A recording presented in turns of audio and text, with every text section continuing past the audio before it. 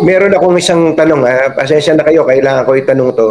Kung meron man pong isang bagay na sa inyong tingin ay tinatanaw nyo ng utang na loob sa Pangulo, sa Presidente, o sa pamahalaan na ito, ano po yun, kung meron man?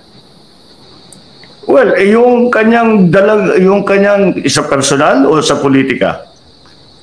Personal po, personal. Ay, siyempre, pinakamalaking ginawa niya para sa amin, yung paglibing ng aking ama sa libingan ng mga bayani. Yun ang pinaka-importante para sa amin, para sa pamilyang Marcos, siyempre, at matagal na namin ipinaglaban yan eh.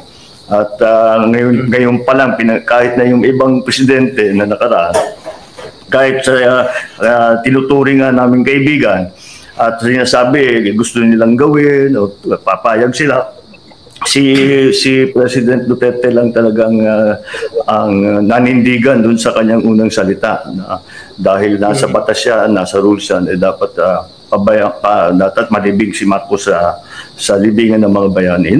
Hindi habang sa kasaysayan ng pamilyang Marcos, di na namin makakalimutan yan. Kumbaga siya lang yun nangako sa inyo na tinupad. Parang ganon. Sa lahat ng iba, sinasabi, gagawa natin ng paraan, titignan natin. And siguro sincere naman talaga sa iba, pero syempre may puwersa ng politika.